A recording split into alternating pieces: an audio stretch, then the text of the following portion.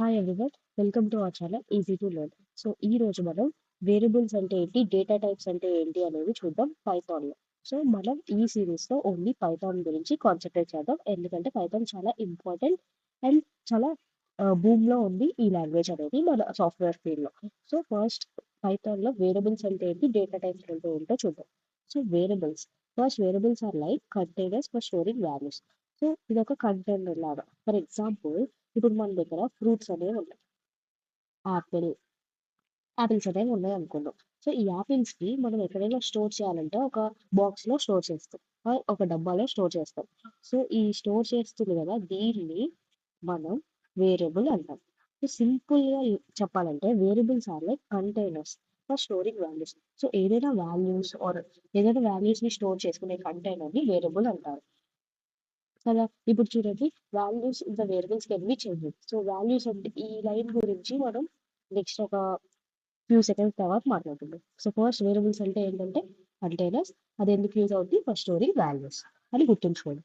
Next values, consider that variables are like containers for storing information in the context of programming. This information is offer. Okay. So ఈ values అంటే ఏంటంటే, ఈ values is the values in the variables can be change.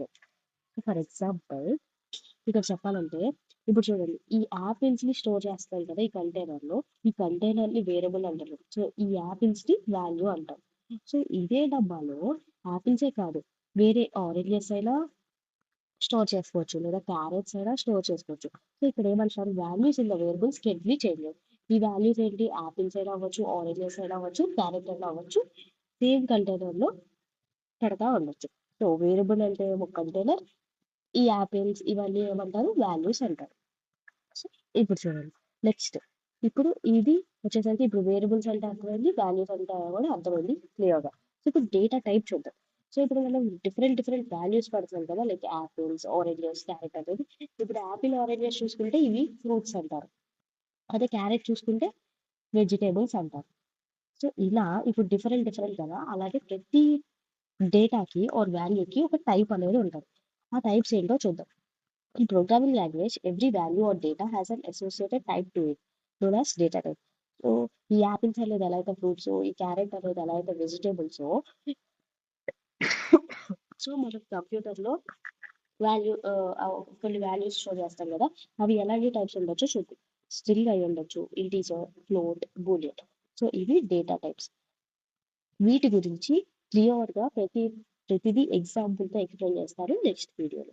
Next short లో మనం దీని గురించి చూద్దాం. So ఈ వీడియోలో మీకు అర్థమైంది కదా, వేరియబుల్స్ అంటే ఏంటి, డేటా టైప్స్ అంటే ఏంటి, వాల్యూస్ అంటే ఏంటి, వేరియబుల్స్ అంటే ఏంటి, ఇవన్నీ ఈజీగా అర్థమవుతుంది. సో ఏమైనా డౌట్స్ ఉన్నా మీరు కామెంట్ సెక్షన్ లో నాకు మెసేజ్ చేస్తే నేను ఖచ్చితంగా దాన్ని సాల్వ్ చేయడానికి చూస్తాను.